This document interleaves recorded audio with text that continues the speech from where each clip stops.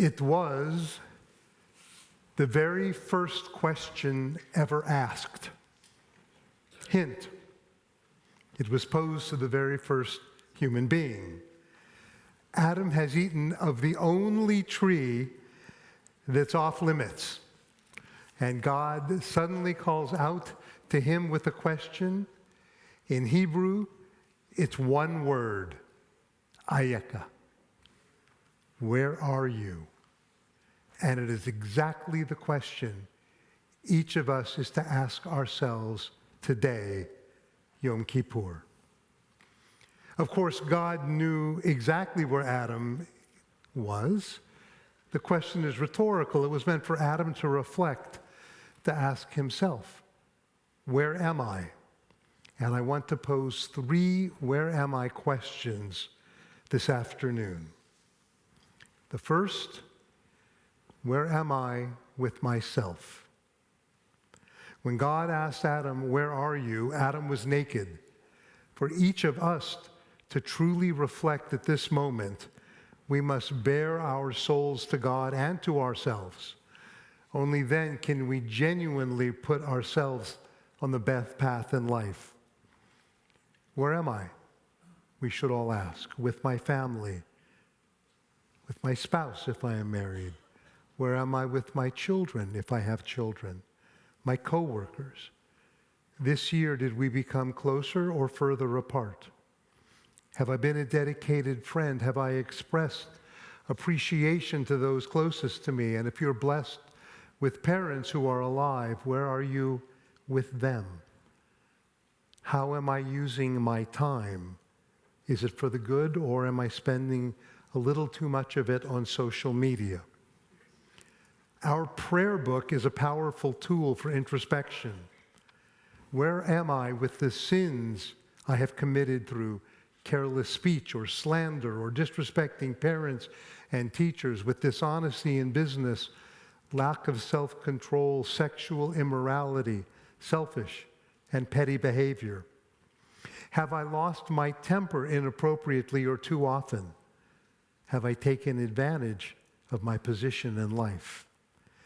There is remarkably one thing all of those sins in the prayer book have in common.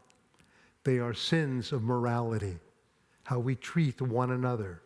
There is not one sin listed that has to do with Jewish ritual, and Jewish ritual is a vital aspect of Judaism. And that's an extraordinary statement when you think about it. The holiest day of the Jewish year wants us to focus on one central question. How have I acted towards other people in the year gone by, and how can I change for the better?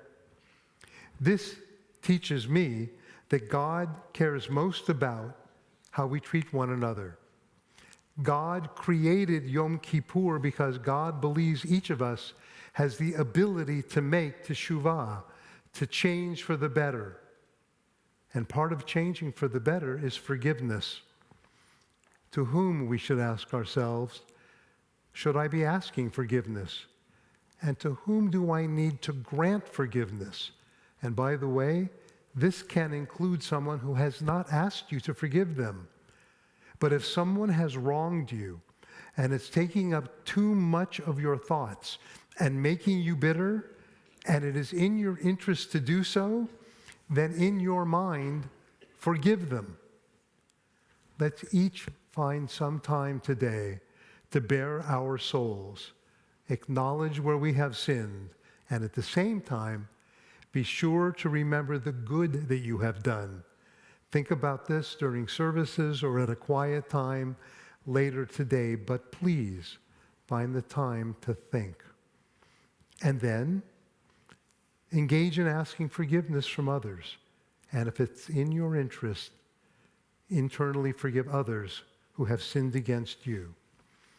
God gave us Yom Kippur because God has faith in our ability to be better. If God believes in us, we should certainly believe in ourselves. Which takes me to the second where am I question. Where am I with my people, with my fellow Jew? We Jews have our faults. We are stiff-necked, we lack faith at times, and we make our leaders pull out their hair. And yet, there are times when I have to say, I marvel at our people. During this nearly 2-year war, millions of Israelis have volunteered to help the wounded and plow the fields of farmers who are off in battle. Ambassador Michael Oren shared that the birth rate in Israel, already among the highest of all industrialized nations, has gone up in the last 2 years. One of the reasons we're not an easy people is because we have high standards. When Jews don't like something, we speak up. We complain. There's a funny story about a Russian Jew. He goes to the authorities and he puts in his papers to make Aliyah, to move to Israel. The next morning, there's a knock at the door. It's a Russian official. Is this Yuri Vladimirsky? Yes. I understand you want to move to Israel. Tell me, Mr. Vladimirsky, do you have a roof over your head? I can't complain. Do you have food to eat? I can't complain. Do you have a job? I can't complain. Well then, Comrade Vladimirsky, why do you want to go to Israel? There, I'm allowed to complain.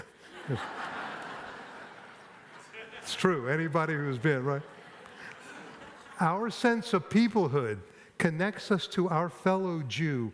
We take pride in the collective accomplishments of fellow Jews, and to our credit, we feel a collective shame when a Jew does something bad, and we stand up for our Jewish brothers and sisters. You know when this started? With Moses. In fact, it was Moses' faith in our people that saved us. In fact, Moses had achavat Yisrael. He had love of a fellow Jew. You know the story. We were freed from Egypt. Moses goes up to Mount Sinai to get the 10 Commandments, something to Torah, including the commandment not to build an idol. He's running late, coming down from Mount Sinai, and what do our people do? We build an idol. We build a golden calf, and God is so angry. He says to Moses, and this is in the Torah, now let me be that I may destroy them and make a great nation out of you. In other words, God is done with us, and it's going to start all over again with Moses. And you know what Moses does? He pleads with God not to do it. He says to God, let not your anger, O Adonai, blaze forth against your people. And later, Moses says to God, if you forgive their people for their sin, great. But if not, if you destroy them, and these words are extraordinary, Misifracha asher katavta, remove me from the record you have written. Moses is saying, God, I want no part of this. Moses cared for his fellow Jew, and thousands of years later, we care. When Jews in the Soviet Union were oppressed, Jews took to the streets around the world to demand their freedom. Jews were not the only ones oppressed by the Soviets, but I'm not aware of any other group that demanded justice and freedom for their people. And today there are over 1 million Soviet Jews now living in Israel and many in America. And in the 1990s, our people sent planes to Ethiopia to bring home thousands of Jews. And today, some 170,000 Ethiopian Jews live in Israel. That is commitment to our fellow Jew. Today, we should ask ourselves, where am I with my people? And I have a suggestion. If you want to show commitment to your fellow Jew, to your community, I want you, indeed all of us want you, to claim ownership of this temple. To paraphrase Rabbi Harold Kushner of blessed memory, I don't want you to see our temple as something you belong to. You're not a customer here. See it as something that belongs to you. Find something that matters to you. Shabbat services, adult study classes, social action, lectures, a committee, our schools. And if you care about Israel, which I know is important to many of you, thank God, then find your home here. You may embrace the current leadership in Israel. You may have issues with it, but find your way here to support the Jewish state and share this temple with others. Just like you are grateful to those who introduced you to people here, they will be grateful to you. We are a proud and prominent Reformed congregation, and we have always been welcoming to all who want to be here. You may think of yourself as a Reformed Jew, a conservative Jew, a traditional Jew, a secular Jew, a cultural Jew. Frankly, it really doesn't matter what label you choose. This temple can be your home. Anyway, as the Lubavitcher Rebbe put it, labels are for shirts, not for Jews. The one thing I hope we are all is serious Jews. And lastly, the last where am I question, where am I with God? Judaism wants us to live a God-centered life, yet Jews too rarely speak about God. We speak about Jewish law, we speak about tikkun olam, repairing the world, and those are important. And yet without faith, I fear we will not have committed Jewish children or grandchildren. Some of you have a very deep faith, and I also know that for many of you, faith is difficult. You have doubts, and I understand, and I appreciate the challenges to belief in God. It may come from personal loss or personal pain or seeing evil or suffering in our world or something else. To those who have difficulty with faith, I want to share a thought. Rather than conclude you don't have faith, I want to encourage you to continue your journey. And here's a suggestion that I hope, honestly, will be life-affecting. One of my teachers pointed out that we all have different natures. We have different inclinations. Some are more academically inclined, others have to work harder to get good grades. Some are more athletically inclined, others have to work harder to make the team. Some are more musically inclined, it comes more naturally, and some are more spiritually inclined by nature. You may have to work harder to have faith. So rather than conclude, I don't believe, work on your faith. It is among the most noble and important pursuits in life. And wherever you fall on the ladder of faith, to a passionate believer, to a strong doubter, I am remembered once again of an incident of Rabbi Kushner that he reflected in one of his books. He was asked by a woman who came up to him during the lecture, and she said to him, Rabbi Kushner, how can I get my child to believe in God? And he responded, respectfully, it may be the wrong question. Rather than asking your child about belief, you should ask your child, does he or she recognize God when he or she meets him? My friends, when you are moved to do the right thing, perhaps God is there. When you feel a sense of guilt and then change for the better, perhaps God is there. When you feel the strength to stand up for what is right, when you see another person showing courage, God is there.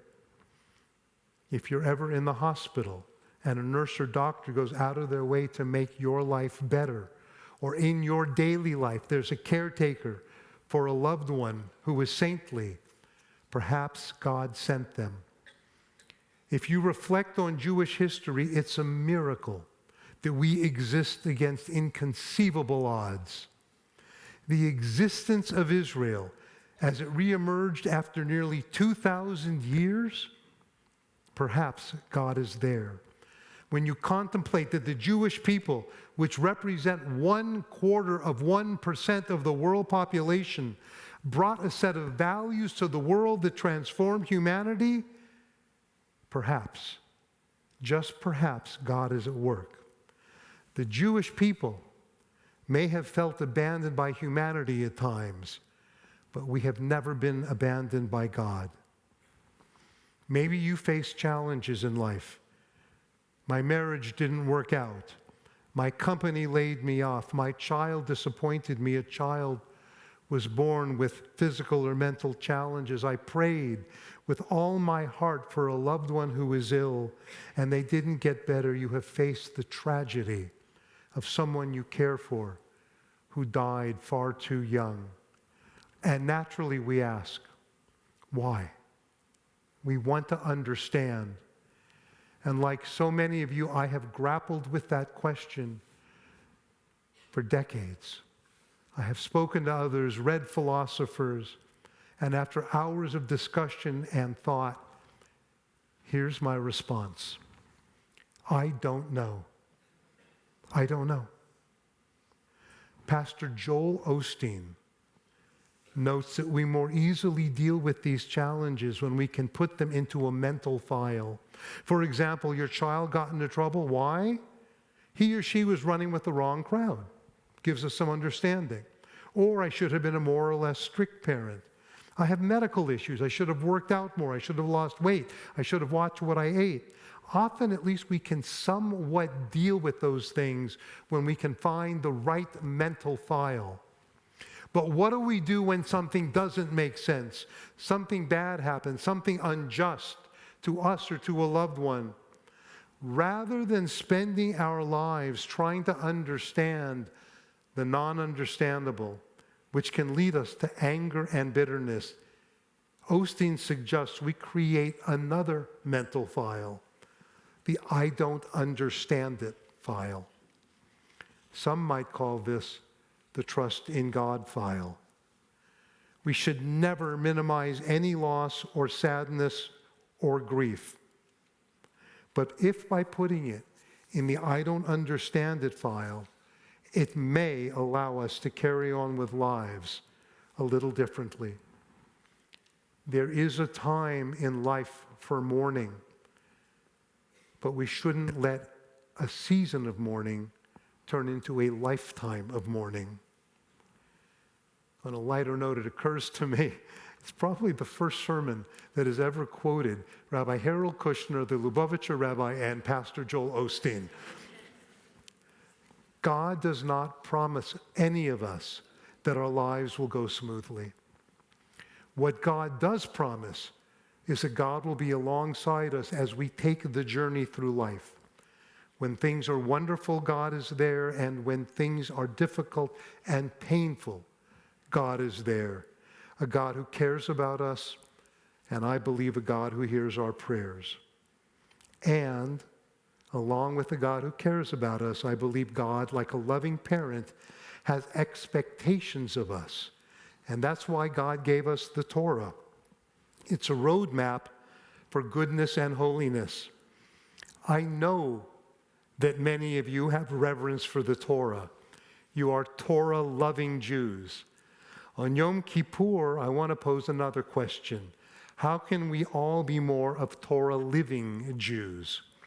Should I be more charitable, more devoted to Israel, study more, bring Shabbat more into my life, introduce more Jewish business ethics in my life?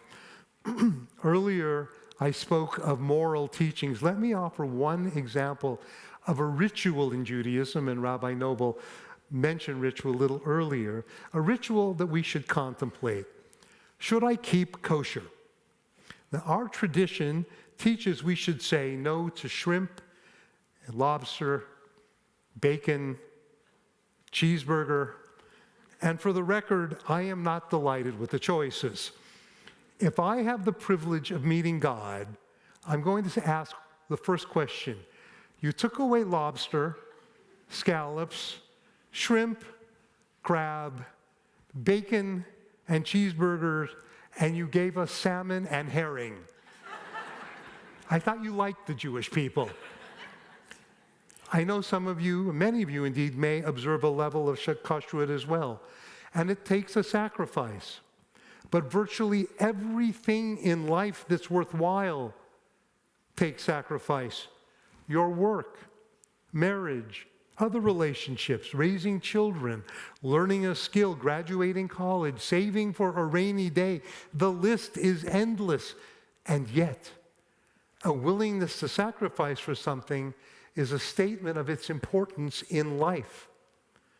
And since Yom Kippur is the day we're to hold a Jewish mirror to ourselves, we should ask, are there times when I am prepared to sacrifice for my Judaism? Not whether or not it's convenient. but am I willing to give something up? I will tell you, if you live without bacon or shrimp, the truth is you'll be reminded you're a Jew every time you order from a restaurant. And by the way, that's a gift. It's a subtle, actually not so subtle reminder that we're Jews. And with all of that said about sacrifice, ultimately, I want to say to you, and you know this about me, Judaism is a gift. It is an unparalleled gift. And living a committed Jewish life brings joy and meaning and purpose beyond measure. Every one of us was put on this earth with a divine mission that was meant for you. There's a teaching, a traditional teaching that says the day you were born, God decided and declared that the world cannot exist without you.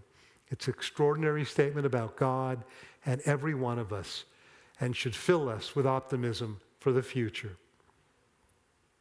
God asked the very first human being, Ayeka, where are you? And it was up to Adam to contemplate his response, where am I?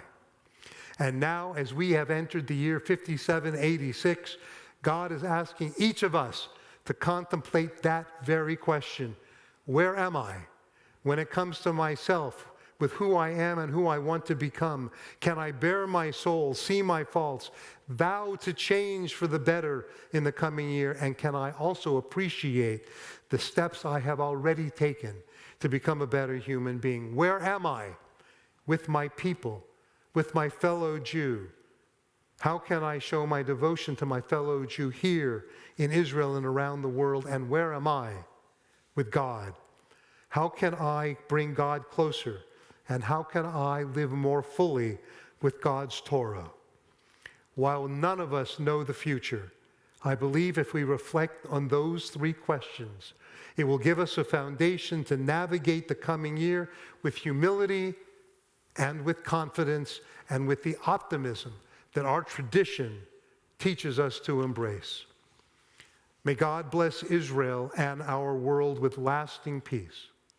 And may God bless you, indeed seal you in the book of life for a year filled with joy and goodness, with health and blessings for each of you and those whom you love. Amen.